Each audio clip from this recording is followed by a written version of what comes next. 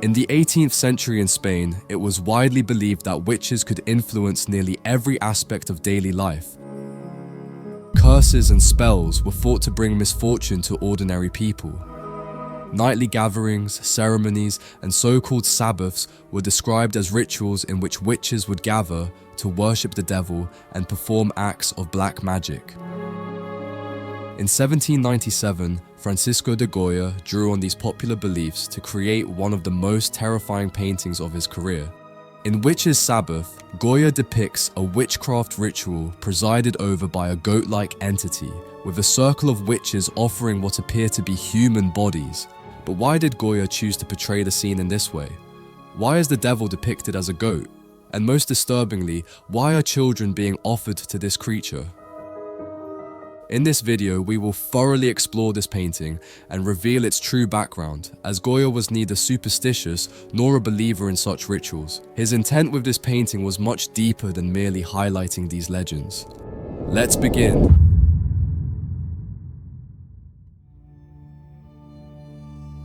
In 18th century Spanish society, beliefs in witches and witchcraft were deeply ingrained in popular culture. These figures were greatly feared by the common people, and there was even a belief that witches held nocturnal gatherings, described as rituals where they congregated to worship the devil. However, the fear of witchcraft was not solely a Spanish phenomenon, but was widespread throughout Europe. In Spain, the Inquisition played a crucial role in the perpetuation and eventual persecution of these beliefs. Since its establishment in 1478, the Spanish Inquisition dedicated itself to eradicating what it considered heresies, including witchcraft. Despite the Inquisition's efforts to maintain strict control over these practices, many of these beliefs remained alive among the population. A prominent figure in the fight against these superstitions was Pedro Ciruelo, a 16th century theologian who wrote extensively about the need to educate the people to eradicate witchcraft.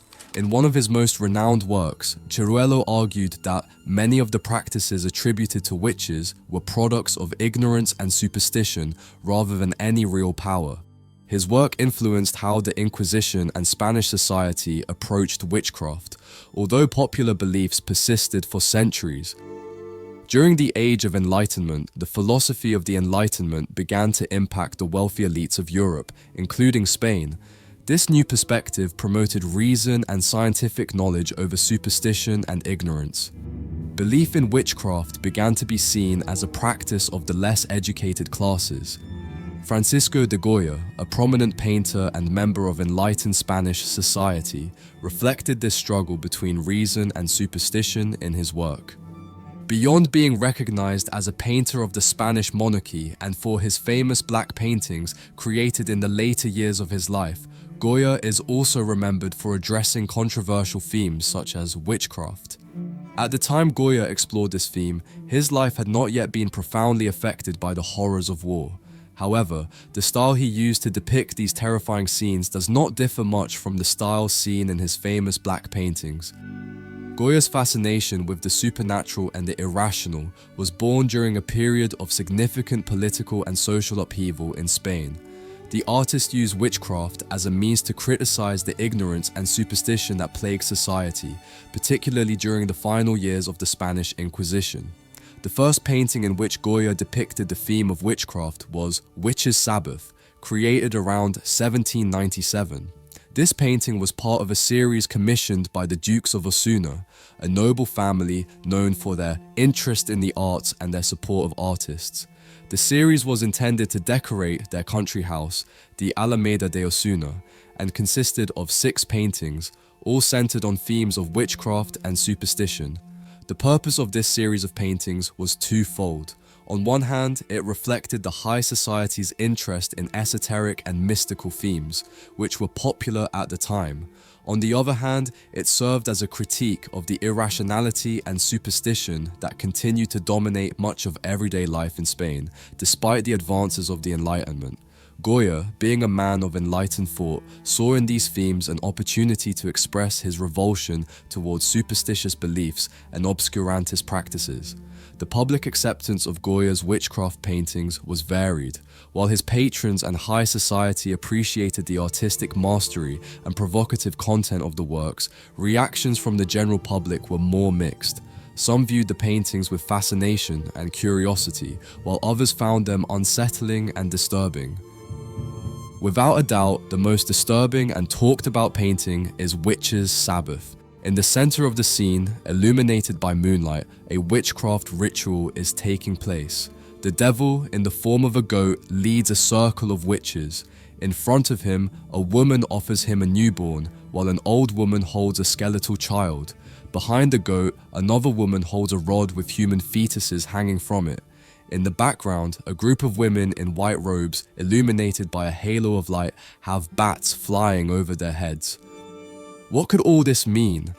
Before answering this question, I'd like to tell you about something special. If you've reached this point in the video, it's because you have a passion for art. That's why I invite you to visit our catalog, where you'll find over 300 historical paintings like this one, personally selected by me for you to collect and display in your home.